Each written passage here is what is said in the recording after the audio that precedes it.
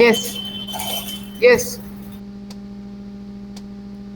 So the clinical genomics, as the name suggests, is a platform with multiple different types of technology, including machine learning, computer science, then wet lab studies in genomics, and so on. So there are plenty of different usage of clinical genomics, from predicting cancer outcome, then also predicting the susceptibility to a particular therapy or a treatment. If a particular kind of treatment is not very much responsive to a patient, we can accordingly change our decisions on the basis of some clinical genomics applications. Then there are a lot of other applications in diagnostics and therapy.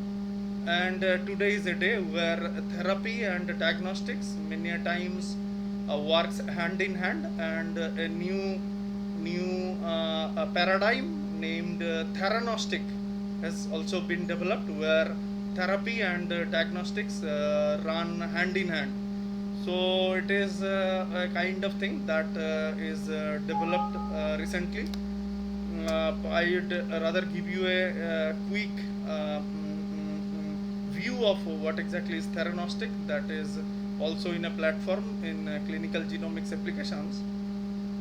So what happens is, consider that there is a particular metastasis that is going on inside a tissue.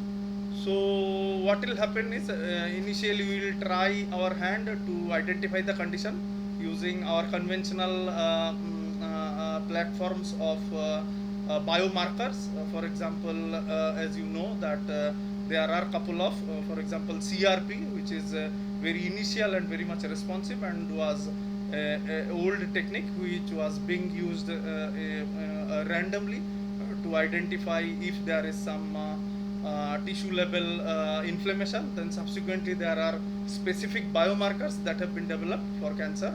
For example, AFP, alpha fetoprotein, for to see whether there is a metastasis in the hepatic cell line or not. There are several other carbohydrate antigens for various kinds of gastrointestinal cancers, as you know. Then there are some tissue specific markers, prostate specific antigen for metastasis in the prostate, and this kind of area. Then there are very common, very old but very sensitive methods like pap smear. Then once we had one more very good biomarker, which is these days obsolete, which is Benz Jones proteins, for those people who are having a tendency of myeloma.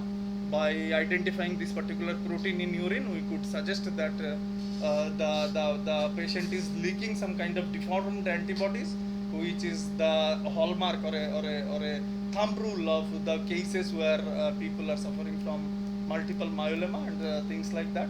Then there were some specific tools that we used all these days: FNAC, fine needle aspiration cytology, that you are aware of, where we take a particular site and then aspire the tissue sample, then subsequently prepare a smear, stain it, and then subsequently observe under microscope. Then there were karyotyping, which was the basis for multiple levels of cancer diagnostics, as well as they had implications in prenatal diagnosis and things like that, in order to understand whether there is a aneuploidy or kind of polyploidy in the genome. Then there were a little more advanced FISH technique, fluorescent in situ hybridization, very much useful tool for clinical diagnostics of various kinds of cancers, where we can identify whether there is a particular kind of mutation, when we are very much sure of cases where a particular kind of mutation causes a particular kind of cancer in those cases. And there has been multiple other usage of fish. Then subsequently we developed a very what we call dependable tool, molecular tool, PCR, and tens of thousands of varieties of it. And we have successfully, shall I say, devised a protocol so that we can understand what exactly has gone wrong in a particular genome. Then these are all such things we have already used in our clinical journey of diagnostics as well as therapy. For example, there are several therapeutic things which are or sorry some diagnostic tools that are of shall I say prognostic marker kind of. As you know, for example, one such example will be CD4 antigen identification in patients with HIV and getting anti-HIV treatment. If the CD4 marker signals are good, it indicates that the particular kind of therapy, because there are many lines of therapy for treatment of HIV. There are plenty, as you know. So, for example, a particular, for example, protease inhibitor kind of therapy is going on. Now, the clinician want to see what exactly is happening, what is the response of the patient.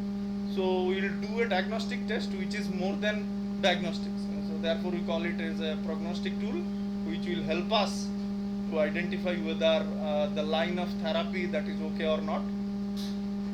So likewise we have come across a lot of things.